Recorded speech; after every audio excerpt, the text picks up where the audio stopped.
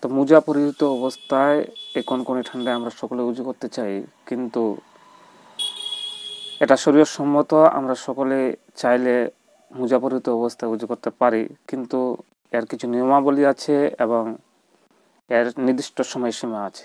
তো আসুন আমরা জানি মোজা পরিহিত অবস্থায় উজু করতে গেলে এর নিয়মাবলী কী এবং এর সময়সীমা কী আছে।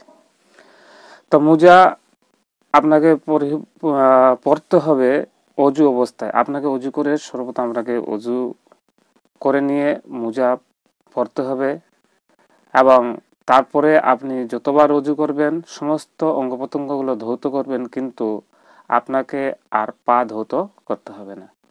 যখন পা ধৌত করার সময় আসবে, সমস্ত অঙ্গ প্রত্যঙ্গগুলো ধোয়ার পরে, তখন আপনি আপনার হাতে একটু পানি নিয়ে সেই পানিটা ফেলে দিবেন, দিয়ে নিজের পায়ের উপরে এইভাবে করে, অর্থাৎ যে পা দুটোতে মোজা পরে আছেন মোজার উপরে এইভাবে করে আপনি মাসা করে নেবেন, আপনার অজু পরিপূর্ণ হয়ে যাবে।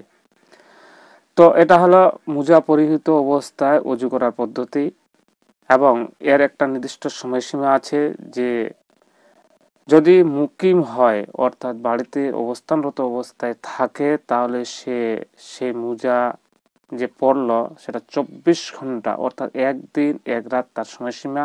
একদিন এক রাত পরে তাকে আবার এই মোজা খুলে দিতে হবে, সেই মোজার উপরে আর মাসা হবে না। এবং সে যদি মুসাফির হয়, অর্থাৎ কোথাও যদি ভ্রমণকালে চলে যায়, তাহলে সেই মোজার উপর মাসা করতে হবে 3 দিন 3 রাত, অর্থাৎ 72 ঘন্টা।